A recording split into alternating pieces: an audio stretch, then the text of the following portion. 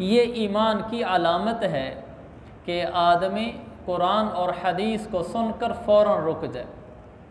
वो मैंने पहले भी एक वाक़या सुनाया था ना, बल्कि वो कल वाली आयत से ही मिलता जुलता है, तो इसी से ही मुतलका था, मुझे अभी याद आ गया। मशहूर वाक़या है कि इमाम ज़ैनुल आबिदीन रहमतुल्लाह अलैह की बांदी उनको वज़ू करवा रही थी, तो उनके हाथ से वो जो जस्त का लोटा था छूटा, चेहरे पे लगा तो कुछ ज़ख़म हो गया, तो इनको गुस्सा आ गया। तो उन्होंने आगे से फ़ौरन कुरान की आयत पढ़ी, वल काज़िमीन अल गैज़, वो गुस्सा पी जाते हैं। तो जब इन्होंने कुरान की आयत सुनी तो आगे से ये नहीं कहा कि मुझे ना सुना कुरान ज़्यादा, मुझे तो इससे ज़्यादा पता है। जब ऐसा वक्त आता है दीन की बात इनको याद आ जाती है। हमारे यहाँ ऐसे ही कहते हैं, किसी को दीन की बात बताओ, कहते हैं अब तुझे बड़ा दीन याद आ रहा है, उस वक्त नहीं याद आया था।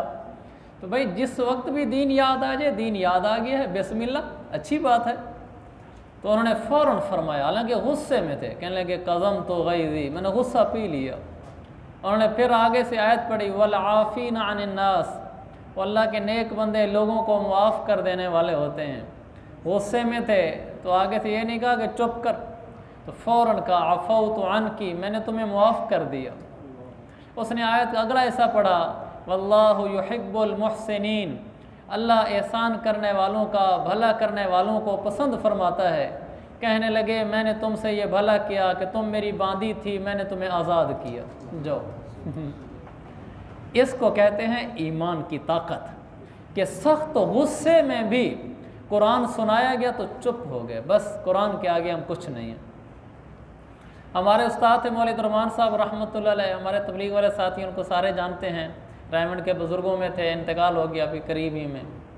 तो हम पढ़ते थे वहाँ 7वें साल में, तो नाश्ते में लड़के बाज देर से आ रहे थे, तो वो खड़े थे दरवाजे के ऊपर हाथ में सोटी लेकर, जो आता उसको ज़ोर ज़ोर से दो लगाते थे, और उनकी मार वैसे ही मशहूर थी। तो मैं देख रहा था लड़के आ रहे हैं और सबको ज़ोर ज़ोर से मार रहे हूँ। एक हमारा साथी था साद लाहौर का, अभी भी है माशाल्लाह, वो उस वक्त बिल्कुल छोटा सा बच्चा सा था, छोटी उम्र में मदरसे दाखिल हो गया था। मैंने देखा मौलवी रहमान साहब जलाल में हैं, गुस्से में हैं, लेकिन जब उसको देखा ना, उसको भी 2 सोटियाँ मारी, लेकिन आराम आराम से मारी, अपने आप को कंट्रोल किया और पी लिया अपने गुस्से को। अगले लड़के पर फिर सोटियाँ मारी वैसे ही। मुझे उनको देखकर बड़ा रश्क हुआ, मैंने कहा ये वो लोग हैं जो गुस्से में भी अपनी तबीयत पर कंट्रोल करना जानते हैं। हालांकि अगर उसको 2 सोटियाँ ज़ोर से मार भी देते, कोई इतना बच्चा भी नहीं था वो, बाकी लड़कों के मुकाबले में उसकी उम्र छोटी थी, ज़रा कद छोटा था, वरना नौजवान बालिग लड़का था वो। मगर देखा कि इतनी ज़ोर से सोटियाँ इस बच्चे को नहीं मारनी चाहिए, तो उन्होंने अपने गुस्से को कंट्रोल किया। फिर अगले लड़के पे फिर वैसे ही गुस्सा। मुझे सबक हासिल हुआ कि इंसान को अपने ऊपर कंट्रोल होना चाहिए गुस्से के वक्त में भी। ये कुरान है जो हम कल से पढ़ रहे हैं, वलयाफ़ू वलयस्फ़हू अला तुहिब्बूना अन यग़फ़िरल्लाहु लकुम। हम जब गुस्से में हों, नाराज़गी में हों, झगड़ों में हों, रंजिश में हों, चपकलिश में हों, तू तकरार में हों, हमें फ़ौरन कुरान याद आ जाना चाहिए कि भी मुआफ़ कर दो, मुआफ़ कर दो, और हम सारा गुस्सा पी जाएं।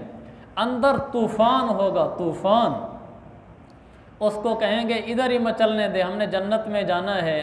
इसलिए कि अल्लाह ने फरमाया है अला तुहिब्बूना अन यग़फ़िरल्लाहु लकुम, तुम नहीं चाहते कि अल्लाह तुम्हें मुआफ़ करे, मैं चूँकि चाहता हूँ अल्लाह मुझे मुआफ़ करे। तो अल्लाह फिर फरमाता है अगर ये चाहते हो वलयाफ़ू वलयस्फ़हू, फिर मुआफ़ करने से काम लो, और ये कावड़, गुस्सा, दर्द सारे पी जाओ, है ना। ज़ख़म पे ज़ख़म खा के जी, अपने लहू के घूंट पी, आह न कर लबों को सी, ये इश्क है दिल लगी नहीं। क्या खूबसूरत शेर है। ज़ख़म पे ज़ख़म खा के जी, अगला का अपने लहू के घूंट पी। जब आदमी गुस्सा पी रहा होता है ना, वाकई घूंट का पीना महसूस हो रहा था, आदमी ऐसे कर रहा होता है, ऐसे गुस्सा अंदर उतर रहा होता है, और वो पानी का वो घूंट नहीं होता। वो शायर ने सही कहा था, वो अपने लहू के घूंट पी, वो ऐसे जैसे खून का घूंट पिया हो। आह न कर लबों को सी, फिर चुप कर जाए और लब को सी जा, इश्क है दिल लगी नहीं। हमने अल्लाह से इश्क किया हुआ है, तो उसके इश्क में हम ये सब कुछ बर्दाश्त करेंगे। तो इसलिए मेरे अजीज़ों, कुरान पढ़ने से हमारी ज़िंदगियाँ बदल रही हूँ। अगर ज़िंदगियाँ नहीं बदल रही तो बस फिर तो कोई फ़ायदा नहीं। फिर तो मैं भी आपको 2-4 नई मालूमात दे जाता हूँ, 2-4 आप भी ले जाते हैं, तो इसका क्या हुआ। तो नियत करें आप भी मैं भी कि हम गुस्से के वक्त में गुस्सा पिएंगे, फिर इंशाअल्लाह जब आखिरत में जाएंगे तो बड़े अजर पाएंगे इंशाअल्लाह। आज आगे तज़किरा है पाक दामन औरतों पर तोहमत लगाने की वईद के ऊपर। इन्नल्लज़ीन यरमूनल मुहसनातिल गाफिलात, जो लोग पाक दामन भोली भाली मुसलमान औरतों पर तोहमत लगाते हैं, लुइनु फिद्दुनिया वल आखिरा, दुनिया और आखिरत में उन पर अल्लाह की लानत है। वलहुम अज़ाबुन अज़ीम, और उनके लिए दर्दनाक अज़ाब है। काश हम कुरान को समझते, मैं भी आप भी, हमें पता तो चलता ये कितना बड़ा जुमला है कि अल्लाह कह रहा है कि उनके लिए दर्दनाक अज़ाब है। हम इसको ऐसे गुजार जाते हैं जैसे कुछ पढ़े नहीं। अल्लाह फरमा रहे हैं जो किसी पाक दामन औरत पर तोहमत लगाता है, पाक दामन हो, ईमान वाली हो, भोली भाली, भोली भाली का क्या तशरीह है, गाफिलात, गाफिल हो, इस भोली भाली की तशरीह ये है कि वो बद किरदारी की बातों से बेखबर हो। उस बेचारी को पता ही नहीं कि बद किरदारी क्या होती है और उस पर जाकर इल्ज़ाम लगा दिया, ये भोली भाली है। जिसका तर्जमा किया है बाज़ तर्जुमों में, गाफिलात का माना जो बेखबर हों।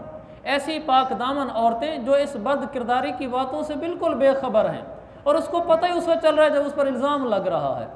जो लोग ऐसी पाक दामन बीबियों पर, बच्चियों पर, औरतों, ख़वातीनों पर तोहमत लगाते हैं, उन पर गुस्सा तो देखें रब का।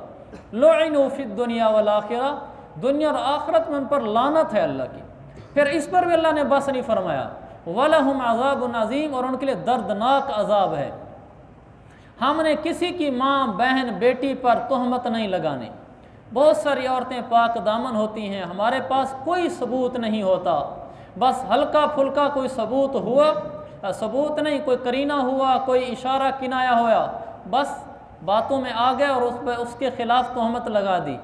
मैंने पहले भी आपको एक वाक़या सुनाया था कि किसी औरत का खामद बाहर रहता था, ये सच्चा वाक़या सुनाया था आपको। ये इसी को देखकर तो मुझे दर्द उठता है कि हमारे मुआशरे में कितनी ज़्यादा बेरहमी है लोगों के ऊपर तोहमत लगाने के बारे में। उसका शोहर बाहर मुल्क रहता था, किसी वजह से वो पाकिस्तान खोलकर नहीं आ सकता था।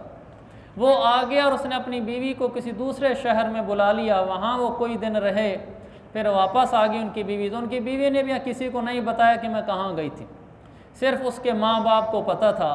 कुछ अरसे बाद उसका हमल ज़हर हुआ तो जो तूफ़ान खड़ा हुआ, फिर उस बेचारी को सफाई देनी पड़ी, बताना पड़ी वो बात कि नहीं मेरा शोहर आया था, चुपके से आया था, चूँकि यहाँ मसला है, हमारे इलाके में नहीं आ सकता फ़लाँ वजह से, तो वो वापस चला गया है।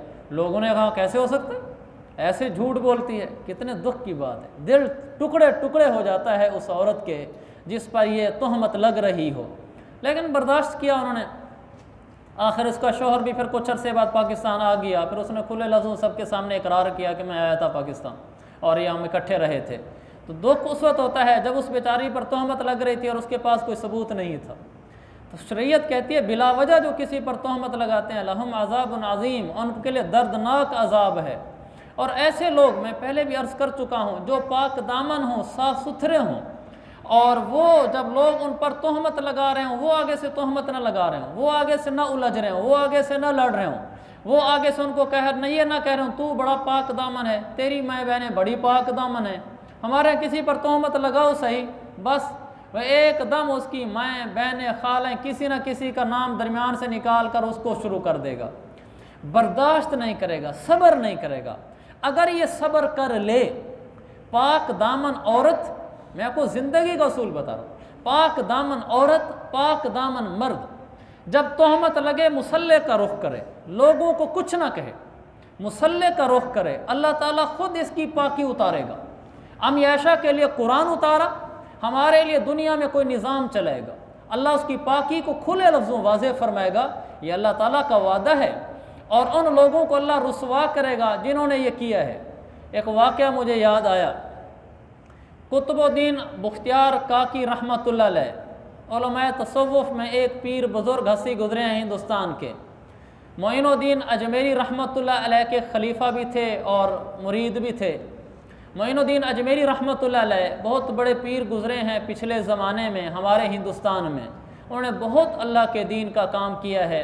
कुछ लोगों ने उनकी तरफ गलत वाक़यात मंसूब कर रखे हैं, वो अलहदा चीज़ है, लेकिन बज़ात ख़ुद वो बहुत बड़ी नेक पीर हस्ती थे, जिसको सही पीर कहा जाता है, शरीयत के पाबंद अल्लाह वाले। फिर उनके मुरीद थे आगे, वो भी बड़े पीर थे, हज़रत ख्वाजा कुतुबुद्दीन बख्तियार काकी रहमतुल्लाह अलैह। तो हज़रत मोइनुद्दीन अजमेरी ने अपने इस मुरीद को यानी बख्तियार काकी रहमतुल्लाह अलैह को दिल्ली में भेजा, वहाँ जाकर दीन की दावत का काम करो। यहाँ आए तो उनके नाम के बड़े चर्चे हुए, लोगों को उनसे फ़ायदा हुआ, उन्होंने दीन फैलाया। और वहाँ जो हिंदू रहते थे उनको ये बड़ा गिरां गुजरा कि फ़लाँ मौलवी बड़ा चढ़ता जा रहा है, तो इसके ऊपर कोई इल्ज़ाम लगाओ। आम तौर पर जब कोई आदमी ऊपर चढ़ने लगे तो हासिल तो पैदा हो ही जाते हैं, ये एक फितरी चीज़ है। अल्लाह के नबी सल्लल्लाहु अलैहि वसल्लम के पैदा हो गए थे तो मैं और आप क्या चीज़ है, तो वो हासिल पैदा हो गए। तो उन हिंदू ने एक औरत को तैयार किया कि तुम इन पर बदकारी का इल्ज़ाम लगाओ। औरत ने उसको तस्लीम कर लिया। तो बादशाह वक्त जो था उस वक्त शाह शम्स तबरेज़ रहमतुल्लाह अलैह, वो उन दिनों इन बख्तियार काकी रहमतुल्लाह अलैह के मुरीद हो चुके थे। बादशाह वक्त एक बुज़ुर्ग पीर का मुरीद हो चुका था। तो उन्होंने कहा, शाह शम्स तबरेज़ रहमतुल्लाह अलैह ने हज़रत ख्वाजा बख्तियार काकी रहमतुल्लाह अलैह से कि मैं बादशाहत छोड़ना चाहता हूँ, बस आपके करीब रहना चाहता हूँ। तो उन्होंने बख्तियार साहब ने कहा कि नहीं, आप जाएं और बादशाह संभालें। उन्होंने कहा जी बादशाह तो सारी दुनिया ही दुनिया है, मैं नहीं वहाँ जाना चाहता, मैं आपके साथ ही झोंपड़ी लगाना चाहता हूँ, यहीं ज़िंदगी गुजारना चाहता हूँ। ख्वाजा कुतुबुद्दीन ने कहा कि नहीं, ये नहीं हो सकता, इसलिए कि तुम जैसे नेक लोग अगर मसनद को छोड़ देंगे तो फिर बदकार लोग ऊपर जाकर पहुँचेंगे, फासिक फाजिर पहुँचेंगे, वो तो नुकसान करेंगे उम्मत का। आप जाएं, मैं ये कर सकता हूँ कि मैं आपके करीब आके वहीं झोंपड़ी लगा लेता हूँ, अगर आप मुझसे दूर रहना गवारा नहीं कर सकते तो। उन्होंने कहा जी अच्छा हज़रत, इस शर्त के साथ मुझे कबूल है कि मैं अपने बाद में पाए तख्त जो है वहीं जाकर उन इंतज़ामात को संभाल लेता हूँ, अगर आप मेरे करीब आ जाएँ तो। ये वहाँ करीब पहुँच गए तो उस ज़माने के लोगों ने फिर बातें करना शुरू कर दी, कहने लगे वाह ये क्या बुज़ुर्ग है, बादशाहों के करीब फिरता है। तो खैर उन्होंने अपने डेरे डाल दिए। कुछ दिन गुजरे थे, एक और सुबह के टाइम सुबह ज़ोर ज़ोर से आके उन्होंने बादशाह के महल का घंटा बजाया। घंटा होता था बाहर, घंटी लगी होती थी उस ज़माने में। जब कोई आदमी सख्त परेशानी में होता, अचानक हंगामी मामला होता, सख्त तकलीफ़ में होता, तो वह बादशाह के पास इस्तिगासे के लिए वो घंटा बजाता था, जिसका मतलब ये होता था कि बादशाह सलामत, आप हमारे बादशाह हैं, आप फौरी मेरी मदद के लिए किसी बंदे को भेजें, मेरा इंतज़ाम करें। तो वो बादशाह साहब सुबह का टाइम था और घंटा टन टन। तो उन्होंने पूछा क्या हो गया, एकदम उन्होंने अपने माताहतों को भेजा, बादशाह ने जाओ पता करो कौन है। तो बाहर देखा कि एक औरत है और उसके हाथ में छोटा सा बच्चा है और वो रोई जा रही है। तो लोगों ने उससे कहा क्या हुआ, कहा नहीं मेरी बहुत बड़ी मुसीबत आ टूटी है मेरे ऊपर, तुम ऐसा करो मुझे बादशाह से मिलाओ। उन्होंने कहा मैं बात बताओ, कहा नहीं मैं बादशाह से मिलूंगी। वो उसको अंदर ले आए, बादशाह को बताया गया। बादशाह ने कहा मैं सुबह आऊँगा, मजलिस में कचहरी लगाऊंगा, उसको ले आना। खैर औरत को बिठा दिया गया, औरत चुप न करे। बिलाखिर बादशाह के सुबह का टाइम भी शुरू हो गया, बादशाह आ गया तो औरत चीखे जा रही हो, रोए जा रही हो, दौड़े जा रही हो। बादशाह ने पूछा बहन, काजी भी आ गया, बहन बात क्या है। उन्होंने कहा बात सुनने का पहले हौसला रखो, ज़र्फ रखो, फिर सुनाऊंगी। उन्होंने कहा बहन आपकी बात सुनेंगे, ये कौन सी बात है। कहा मेरे ऊपर मुसीबत टूट गई है। बादशाह ने कहा कि जिसने तेरे ऊपर मुसीबत तोड़ी हम उसके ऊपर मुसीबत तोड़ देंगे। तो उस औरत ने कहा बादशाह सलामत, अपने कौल की लाज रखना। उन्होंने कहा कौल की लाज रखूँगा। तो वह औरत कहने लगी कि किसी ने मुझसे बदकारी की है, ये छोटा सा बच्चा उसकी अलामत है, मैं बेबस थी, उसने ज़बरदस्ती की है। तो बादशाह ने कहा कि नाम बताओ, हम उसकी गर्दन उड़ा देंगे। तो इसने कहा कि बादशाह साहब हौसला रखो, ज़र्फ रखो अपना, जब मैं कहूँगी उसका नाम लूँगी तो फिर तुम पीछे हट जाओगे। उसने कहा बहन इस्लाम है, इसके क्या मतलब है, ये इस्लामी रियासत है, तुम नाम बताओगे मैं उसका सर कलम करूँगा। काजी ने कहा तुम नाम बताओ। औरत ने फिर तीसरी दफ़ा कहा अपनी बात पे पक्के रहना, बाद में ना कोई बात करना। उसने कहा नहीं हटूँगा। तो उस औरत ने कहा वो जो तुम्हारा पीर साहब बुजुर्ग बार झोंपड़ी लगाए बैठा है, खानकाह बनाए बैठा है, ये उसका बच्चा है और बग़ैर निकाह के बच्चा है। बादशाह के पाँव से ज़मीन निकल गई कि बादशाह तो उसका मुरीद है और उसको कटहरे में लाकर कैसे सर कलम कराएगा। तो बादशाह झिझका। औरत ने कहा मैंने कहा नहीं था आपको कि बात सुनने का हौसला रखो, फैसले करने के हौसले रखो, अब चुप क्यों हो गया है, बोलता क्यों नहीं। तो बादशाह ने कहा कि गवाह पेश करो। तो वो तैयारशुदा गवाह थे, 4 आदमी खड़े हो गए। वो भी मुसलमान थे, झूठे मूठे कलमे पढ़ना तो हर ज़माने में मुनाफकत रही है, और भी मुसलमान थी, झूठ मूठ का कलमा पड़ा हुआ था। एकदम 4 आदमी उठे, उन्होंने कहा हाँ जी बादशाह सलामत, हमने इस औरत को देखा है उसके हुजरे में रात के टाइम जाते हुए, ये हम इसके गवाह हैं। बादशाह परेशान हो गया, काजी की तरफ मुतवज्जे हुआ। काजी ने कहा गवाह पूरे हो चुके हैं, उसको कटहरे में बुलाया जाए।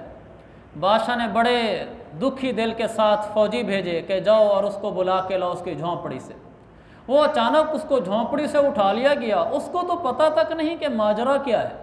उसको ले आए बादशाह की दरबार में। बादशाह ने कहा कि तुम्हारे बारे में ये मुकदमा आया है। वो हैरान हो गए, उन्होंने कहा जी मुझे इसकी कोई ख़बर नहीं।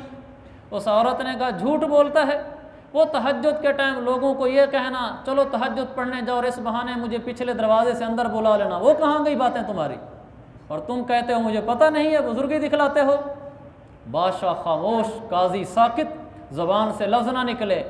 तो उस ख्वाजा कुतुबुद्दीन ने कहा ये झूठ बोलती है, इसके पास कोई गवाह है तो लो।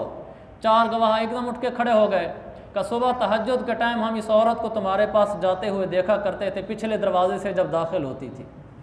खामोश हो गए वो। तो ख्वाजा कुतुबुद्दीन ने कहा बादशाह साहब अल्लाह की तरफ से निज़ाम चलता है, मुझे नहीं पता मेरे किस गुनाह की सज़ा है, आप मुझे मोहलत दे सकते हैं 3 दिन की, कि 3 दिन तक मेरा केस मुअख्खर कर दिया जाए, उसके बाद फिर मैं आपके पास पेश हो जाऊँगा। औरत ने कहा कि जब गवाह पूरे हो चुके हैं देर किस बात की है। तो ख्वाजा कुतुबुद्दीन ने कहा आप मेरे ऊपर कोई फ़ौजी मुकर्रर कर दें, मैं कहीं भागूंगा नहीं, आप मुझे 3 दिन की मोहलत दे दें, उसके बाद मैं खुद हाजिर हो जाऊंगा। बादशाह ने उस औरत को मुतमईन किया कि ठीक है हम इस पर फ़ौजी मुकर्रर करते हैं, सिपाही मुकर्रर करते हैं, ये झोंपड़ी से बाहर नहीं जा सकेगा, 3 दिन बाद इसको कटहरे में लेंगे। बादशाह ख़ुद परेशान हो और ख्वाजा कुतुबुद्दीन भी परेशान हो। तो उन्होंने 3 दिन में क्या करना था, उन्होंने मुसल्ले बिछाना था। यही तो मैं आपसे कहा करता हूँ, काश हम मुसल्ले वाले बन जाएं। अल्लाह के नबी कौन थे, इज़ा हज़बहु अम्रुन फसल्ला, अल्लाह के नबी को जब कोई मुश्किल वक्त पेश आता था तो आप मुसल्ला उठा लेते थे। आपने ग़ज़वा बदर में भी मुसल्ला ही उठाया है। खैर उन्हें 3 दिन मुसल्ला उठाया रखा, रब को पुकारे रखा, रब को पुकारे रखा। 3 दिन बाद पेश हो गए अदालत में। जब वहाँ पेश हुए तो बादशाह ने कहा हाँ उस औरत को पेश हो चुके हैं, और उधर से इतला हुई तो उनके जो शेख थे ख्वाजा मोइनुद्दीन अजमेरी, वो भी अजमेर से यहाँ अदालत में आ गए, उन तक भी इतला पहुँचा दी गई। वो यहाँ पहुँच गए तो उन्होंने देखा ख्वाजा मोइनुद्दीन ने कि मेरा शागिर्द मेरे हाथों का पला हुआ है, मैं तो इसकी ज़िंदगी से वाकिफ़ हूँ, इतना गया गुजरा तो ये नहीं हो सकता, लिहाजा यकीनन ये कोई माजरा है। उन्होंने कहा गवाह लो, तो 4 गवाह पेश हो गए। तो ख्वाजा कुतुबुद्दीन तो पहले ही दुखी थे, उनके शेख ख्वाजा मोइनुद्दीन अजमेरी, ये सब अल्लाह वाले मुसल्ले वाले थे। तो उन्होंने फिर अल्लाह को पुकारा, आसमान की तरफ हाथ उठा दिए और कहा कि या अल्लाह यूसुफ तेरा पाक दामन था, बच्चे ने गवाही दी थी, मरियम पाक दामन थी, हज़रत ईसा अलैहिस्सलाम जब पैदा हुए बच्चे ने गवाही थी। अल्लाह मेरा ज़मीर कहता है मेरा ये मुरीद कुतुबुद्दीन पाक है, अगर ये पाक है तो इस औरत के गोद में जो बच्चा है इससे गवाही दिला दे। ख्वाजा मोइनुद्दीन बड़े उस औरत की तरफ कहने लगे कि अगर ये बच्चा गवाही दे फिर मान लेगी? कहने लगी हाँ मान लूँगी। उसको क्या पता था कि मुसल्ले वाले से आज आमना सामना है, वो तो हिंदू थी, उसने तो झूठ का कलमा पड़ा हुआ था। कहने लगी हाँ हाँ बच्चा बोले तो मान लूँगी। तो उन्होंने जो ऊपर आँख उठाई आसमान की तरफ का, अल्लाह जिसने यूसुफ के लिए पाकी उतारी और मरियम के लिए पाकी उतारी आज इसके लिए भी उतार दे। बच्चे ने कहा कि उस सामने वाला काजी मेरा बाप है। वो काजी बिका हुआ था, कहा वो काजी मेरा बाप है, बस ये कहना था, काजी के रंग उड़ गए। और फिर जब बच्चा खामोश हुआ औरत धड़ाम से नीचे गिर गई, गिशी तारी हो गई उसके ऊपर, क्योंकि हकीकत भरे मजमे में खुल गई। जब हकीकत खुल जाए फिर आदमी झूठ भी नहीं छुपा सकता, उसके चेहरे भी बता देते हैं। तो जब ये हकीकत खुली तो वो काजी ने भी फिर माना। वो डर गए इस बात से कि जो बच्चा ये बलार बता रहा है कुछ और ही ना हमारे जुर्म खुल जाएं। तो उन्होंने खुले लफ्ज़ों में एतराफ़ कर लिया कि हमसे गलती हुई है, मैं बिका था। औरत ने एतराफ़ किया कि मैं बिकी थी, मुझे रिश्वत दी गई थी। मेरे अजीज़ भाइयों, एक तो जो मुसल्ले वाला हो जाता है उसका अल्लाह हो जाता है, दूसरा जो पाक दामन हो जाता है, अगर वो लोगों पर इल्ज़ाम तराशी न करे, वो लोगों को छोड़कर अल्लाह से लौ लगा ले, मुसल्ले उठा ले, तो बस फिर अल्लाह उसका हो जाता है। ख्वाजा कुतुबुद्दीन ने 3 दिन की जो मोहलत मांगी थी, कोई फ़ौज नहीं इकट्ठी करनी थी, ना कोई पैसे इकट्ठे करने थे, ना गवाह इकट्ठे करने थे। 3 दिन सिवाय रोने को उनको नज़र ही कुछ नहीं आया। तो मेरे रब ने आसमान से निज़ाम तब्दील कर दिया कि इन ज़माने में भी, आखिरी सदियों में भी बच्चे के मुंह से गवाही दिलवा दी। आज भी मेरे भाइयों, अगर हम मुसल्ले वाले हो जाएं और लोग हमें तानो तशनी करें, हम चुप साध लें, हम आगे से कुछ ना बोलें, हमारे साथ अल्लाह की मदद हो जाएगी। मैंने थोड़ी देर पहले कहा था, और उन इल्ज़ाम लगाने वालों के ऊपर अल्लाह की तरफ से रुसवाई उतरेगी। अल्लाह उनको रुसवा और जलील करेगा, जैसे वो औरत रुसवा हुई और वो काजी रुसवा हुआ। और जो अल्लाह के नाम पर चुप हो जाए और अल्लाह के आगे आहें भरे, वो दुनिया में भी पार है और आखिरत में भी पार है। हमारे कुरान के ये दुरूस का हिस्सा है कि हम मुसल्ले वाले बन जाएं और चुप साधने वाले बन जाएं। हम किसी को कुछ ना कहें, हम जो कुछ कहें अल्लाह को कहें। अल्लाह अकबर। ये तो टाइम इसी में चला गया। चलें आज ही एक आयत ही काफ़ी, अगली 2 आयतें पढ़ लेते हैं। बहरहाल हमें इसे सबक तो मिलना चाहिए। हमने अपनी हर मुशक्क़त में मुसल्ला उठाना है और अल्लाह को पुकारना है, फिर अल्लाह हमारे साथ है। अल्लाह ने फरमाया, जो लोग इन पाक बीबियों पर जो पाक दामन होती हैं, बेखबर होती हैं अपनी बदकारियों से, ईमान वाली होती हैं, इन पर जो लोग तहमत लगाते हैं उन पर लानत है, दुनिया में भी आखिरत में भी, और दर्दनाक अजाब है। किस दिन? यौम तशहदु अलैहिम अलसिनतुहुम, जिस दिन इनकी अपनी ज़बानें इनके खिलाफ गवाही देंगी, तहमत लगाने वालों के खिलाफ। व ऐदीहिम, और इनके हाथ इनके खिलाफ गवाही देंगे। व अर्जुलुहुम, और इनके पाँव गवाही देंगे। बिमा कानू यअमलून, उन अमलों की, उस करतूत की जो करतूत ये दुनिया में किया करते थे, उसकी गवाही देंगे कि अल्लाह इन्होंने ये बदकारियाँ की। खुद ज़बान बोलेगी कि अल्लाह इसने इल्ज़ाम तराशी की थी, खुद हाथ और पाँव बोलेंगे कि गलत चीज़ की तरफ चल के गया था। यौमइज़ि युवफ़्फ़ीहुमुल्लाहु दीनहुमुल हक़्क़ व यअलमून अन्नल्लाह हुवल हक़्क़ुल मुबीन। उस दिन अल्लाह उनको वो पूरा पूरा बदला दे देगा जिसके वो मुस्तहिक हैं, और उनको भी पता चल जाएगा अन्नल्लाह हुवल हक़्क़, कि अल्लाह ही हक़ है और अल्लाह मुबीन, हर बात को खोल देने वाला है। आगे फरमाया, अल खबीसातु लिल खबीसीना वल खबीसूना लिल खबीसात, जो गंदी औरतें हैं वो गंदे मर्दों के लायक हैं, और गंदे मर्द गंदी औरतों के लायक हैं। वत्तय्यिबातु लित्तय्यिबीना, और पाकबाज औरतें पाकबाज मर्दों के लायक हैं। वत्तय्यिबूना लित्तय्यिबात, और पाकबाज मर्द पाकबाज औरतों के लायक हैं। उलाइका मुबर्रऊन मिम्मा यक़ूलून लहुम मग़फ़िरतुन व रिज़्क़ुन करीम। ये जो लोग हैं, इससे मुराद अम्मी आयशा और हज़रत सफ़वान बिन मुअत्तल वगैरह, ये लोग उन बातों से बिल्कुल बरी हैं जो बातें ये मुनाफिकीन इनके बारे में बना रहे हैं। इन पाकबाज लोगों के हिस्से में तो मग़फ़िरत है और बाइज़्ज़त रोज़ी है कि अल्लाह ने इनको अपनी तरफ से मग़फ़िरत का परवाना दिया हुआ है। यहाँ ये कहा कि गंदे मर्द गंदी औरतों के लिए और पाक मर्द पाक औरतों के लिए। इस आयत का क्या मतलब है? इसका ये मतलब नहीं है कि अगर कोई मर्द गंदा है तो उसकी जो बीवी बनकर आई है वो भी गंदी है। यहाँ याद रखें, गंदी से मुराद बदकार है, जिना मुराद है, और गंदापन मुराद नहीं है। यानी यूँ कहा जा रहा है, बदकार मर्दों के लिए बदकार औरतें और पाक दामन मर्दों के लिए पाक दामन औरतें, ये कहा जा रहा है। तो इसका ये मतलब नहीं है कि अगर मर्द पाक दामन नहीं है, उसने ज़िंदगी में बदकारी की है या अभी बदकारी में मुब्तला है, तो जो उसके पास बीवी आई है वो कि जी कुरान में आता है गंदे मर्दों के लिए गंदी औरतें हैं, लिहाजा मेरी बीवी भी ज़रूर गंदी है। आयत का ये मतलब ही नहीं है, बल्कि इसका मतलब ये है कि जो गंदे मर्द होते हैं और बदकारी में मुलव्वस होते हैं, उनका मैलान इसी तरफ होता है, यानी इसी में लगे रहते हैं, तो उनकी जो तबीयत का मैलान है वो भी गंदी औरतों की तरफ होता है। वो भी ये नहीं चाहते होते कि मेरे घर में कोई आलमा फाजला हाजी या परहेजगारा आ जाए, वो भी इसको नहीं चाहते। वो जो बदकार इस तरह के फैशनेबल मॉडर्न गंदी ज़िंदगी में रहने वाले लोग होते हैं, अल्लाह इन आयतों में इंसान का मिजाज बयान कर रहा है कि इस तरह के मिजाज वाले लोग, अमूमन औरतें भी नेक पाक आलमा फाजला नहीं ढूंढते अपनी बीवी बनने के लिए। और अलबत्ता जो पाकबाज मर्द होते हैं, नेक साले तबीयत के होते हैं, उनके लिए पाकबाज औरतें हैं, यानी वो इसकी कोशिश करते हैं कि मेरे घर में भी जो औरत है वो भी मेरी तरह नेक पाक पर्दे करने वाली, शरीयत की पाबंद हो। तो इन आयतों में मिजाज बशरियत बताया है कि गंदा मर्द बदकारी में मुलव्वस वो अपने घर में ज़्यादा पाकबाज नेक साले सीरत को नहीं लाना चाहता, और जो पाकबाज होते हैं वो पाकबाजों को लाना चाहते हैं। ये हो सकता है कि एक मर्द गंदा हो और उसकी बीवी अच्छी हो, ऐसा हो जाता है। ज़रूरी नहीं कि जो मर्द गंदा और उसकी बीवी अच्छी हो, उसकी बीवी भी गंदी हो, ज़रूरी नहीं। यहाँ ये भी मालूम हुआ कि नबी चूँकि सारे के सारे पाक दामन थे, तो वो आला दर्जे के पाक दामन थे, लिहाजा उन्होंने बीवियाँ भी पाक ढूंढी होंगी। इसमें हज़रत आयशा की पाकी की तरफ इशारा है कि जब पाक लोग पाक बीवियाँ ढूंढते हैं तो कायनात की सबसे पाक तरीन हस्ती हज़रत मोहम्मद मुस्तफ़ा सल्लल्लाहु अलैहि वसल्लम, क्या उन्होंने अपनी रफ़ीका हयात बनाने के लिए पाकबाज औरत नहीं ढूंढी होगी?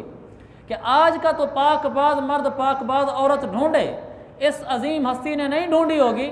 यकीनन उस हस्ती ने भी पाक औरत ढूंढी होगी। जब उन्होंने पाक औरत ढूंढी होगी तो अम्मी आयशा पर बदकारी का इल्ज़ाम कैसे दुरुस्त हो सकता है? यहाँ ये कहा जा रहा है। और ये भी अर्ज़ कर दूँ, ये हो सकता है कि किसी नबी की बीवी काफरा हो, ये हो सकता है, लेकिन किसी नबी की बीवी बदकारा हो, ये नहीं हो सकता। हज़रत इब्न अब्बास का कौल है, मा बगत इमरातु नबीयन कत्तु, जितने अम्बिया गुजरे हैं किसी नबी की बीवी ने आज तक बदकारी नहीं की। कुफ्र कर सकती है, बदकारी नहीं कर सकती। नबी के घर में रहने वाली औरत वो बदकार नहीं हो सकती। लिहाजा आका मदनी के घर में रहने वाली भी औरत नाऊज़ बिल्लाह बदकारी का इल्ज़ाम उस पर बिल्कुल गलत है और निरी इल्ज़ाम तराशी है, वो पाक दामन है। अल्लाह ताला अमल की तौफीक अता फरमाए।